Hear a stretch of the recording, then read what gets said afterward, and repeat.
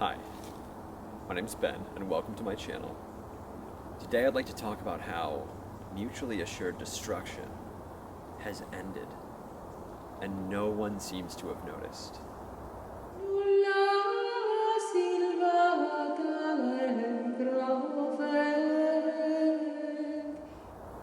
Now, just to quickly set the stage, I do not work for the government.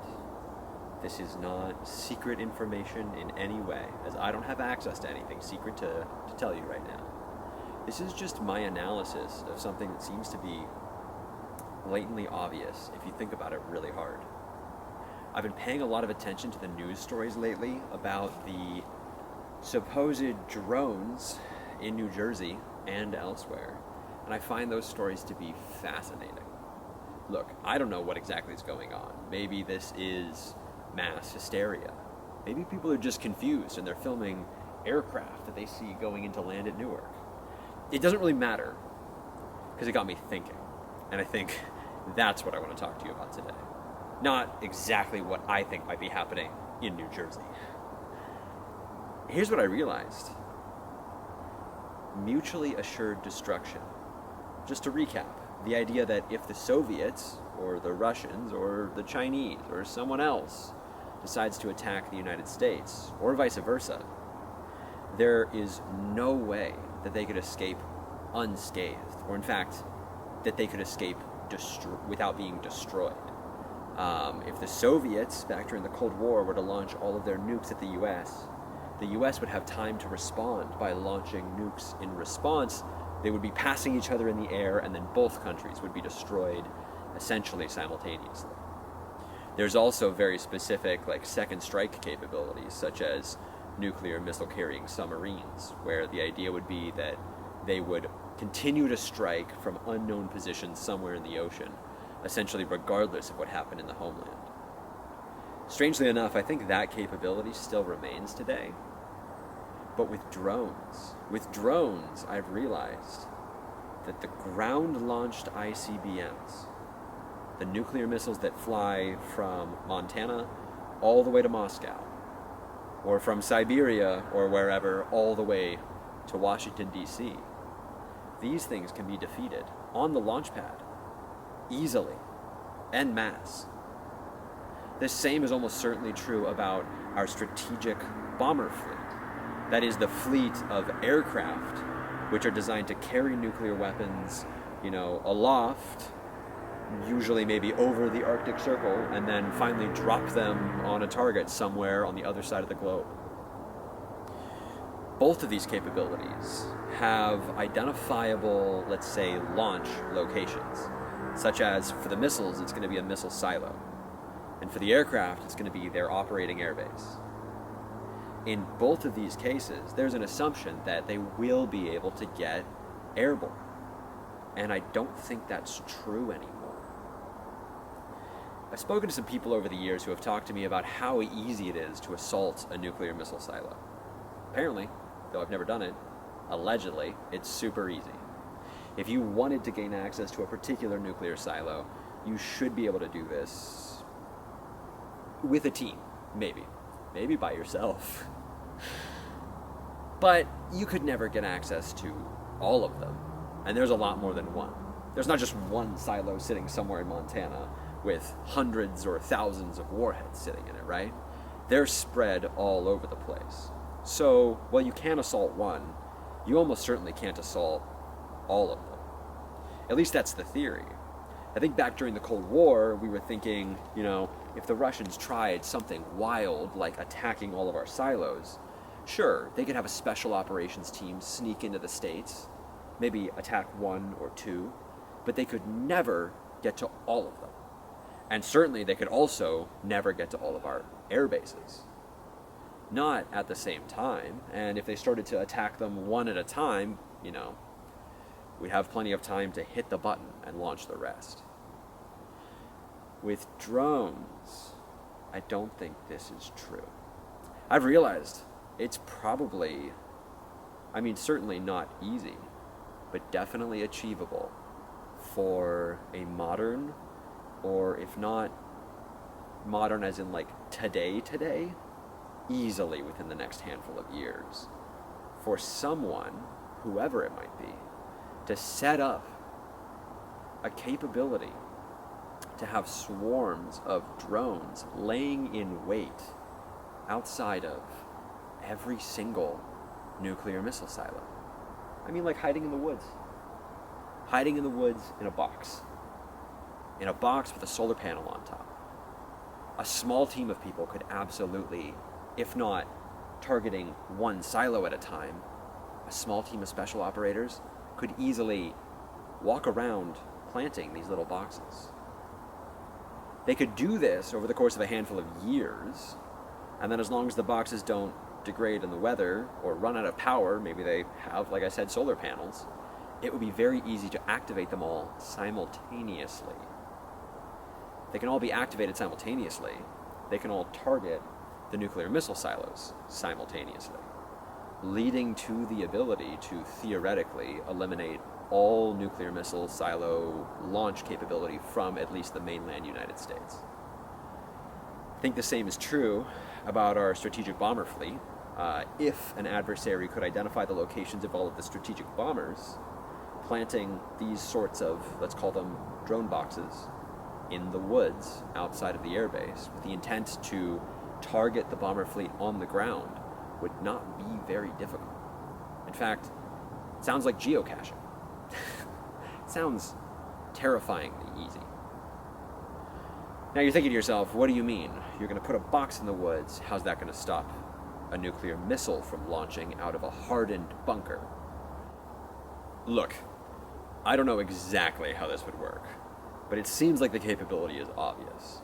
Probably something along the lines of waiting for the silo bay doors to start sliding open, and then the drones yeet themselves out of the box with, explosive charges attached to them and go flying down the open silo bay doors before the missile ever gets airborne. I note even that I don't think it's necessary that the drones would need to be able to carry a significant payload.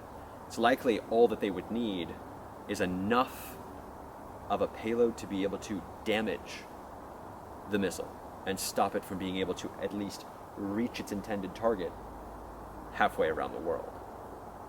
This should be quite easy. This is terrifying to realize because of the importance of mutually assured destruction, if nothing else. Without it, nuclear war is much more likely. So, I think the same can also be said again for the strategic bombers. The strategic bomber fleet can be targeted with these packs of drones that could likely just hop up into the sky and zip over the perimeter fence and hit them on the ground as they're like taxiing for takeoff. Now you're saying to yourself, okay, sure, like theoretically a drone could maybe do that specific thing you're describing. Like it seems obvious that it could. But how would you actually be able to disseminate them across the entire United States without the United States intelligence apparatus noticing? Actually, I think that's exactly why this is so terrifying. Before I described that before, in the past, there was this understanding that you could assault a particular airbase or you could assault a particular nuclear missile silo, but that you could never assault all of them. But you could, literally, if you had enough people, right? If you had 100,000, I'm going to go with Russian soldiers sitting in the United States, that you could absolutely give them a call over the radio and say, everyone charge the bunkers right now. That's obvious, you can do that. What you can't do is sneak 100,000 Russian soldiers in the United States and set them out in the woods waiting for the right moment. You'll obviously be detected. With this proposal, I think it's different. I think theoretically even a small sleeper cell could do this given enough time. Probably with only a handful of people, enough to keep secrecy, enough that it would be unlikely that someone would get caught or that someone would break and, sell the secret of the plan ahead of time. This could be done maybe by 1 or 2 people, given enough time. They could theoretically visit all of these areas and plant the little kits like mines waiting in ambush ahead of time for years before finally phoning home and letting their handlers know that it's been done. And from the moment that they say it's been done, the United States has effectively no second strike capability. That is, except for whatever limited capability might remain with our nuclear missile submarines, the third leg of our nuclear triad. I'm not certain exactly how this strategy would play out with respect to the nuclear missile subs. I'm certain that the subs could be targeted in a similar way when they were in port, but the exact idea here with them is that they're not in port. There's always at least a handful of them roving around. I'm not certain that there's enough nuclear missiles carried on the current roving crew to be the full effective response necessary to dissuade a nuclear first strike, especially under certain circumstances, and especially given additional possible countermeasures. You could imagine if 1 or 2 subs were out at sea and the rest were destroyed, that I feel like I've seen the number before on like Wikipedia. It's like 36 missiles or something per sub could maybe be intercepted by, Russian S-500s. You get what I'm saying? Even if this is not like a perfect 100% clear ability to like 100% eliminate all of our nuclear second strike capabilities, it seems obvious that it could do enough damage to actually render a nuclear war winnable. And that's been the thing with mutually assured destruction. With mutually assured destruction, you're not supposed to even have the possibility of a winnable nuclear war. There's not supposed to be such a scenario. And if one does exist, then, as I said at the start of this video, I think mutually assured destruction has ended. And switching gears really quick, I do want to say that while I describe a particular strategy here whereby someone could wander around and place these little boxes filled with drones, I don't think that's necessarily the only way that this strategy generally could be accomplished. Another possibility would be the production of a large number of drones, say, in another country outside of the United States, and then having those drones quietly delivered, maybe even by like larger stealth carrier drones. Think about, the miles and miles and miles of border between like the US and Canada. These drones come flying in over the Arctic Circle on board carriers, and then the carriers quietly at very low altitudes zip over the trees into the United States and spread out across Montana, dropping their little, the little boxes, their little mines, if you will, the drone mines, off at each and every nuclear missile silo. Concerningly, this does sound a tiny bit like the types of behavior we've allegedly been seeing in New Jersey, although New Jersey is not the hotbed of nuclear missile silos. So what exactly that is, still not a thing I have any idea, really. But I point out that the exact prescribed scenario in New Jersey, where allegedly there are a bunch of drones flying low that aren't being effectively identified, tracked, and intercepted, is exactly the type of thing that an adversary could potentially use to move drones en masse over the border in order to set up this attack without having to wait years for one sleeper cell to plant the boxes from place to place.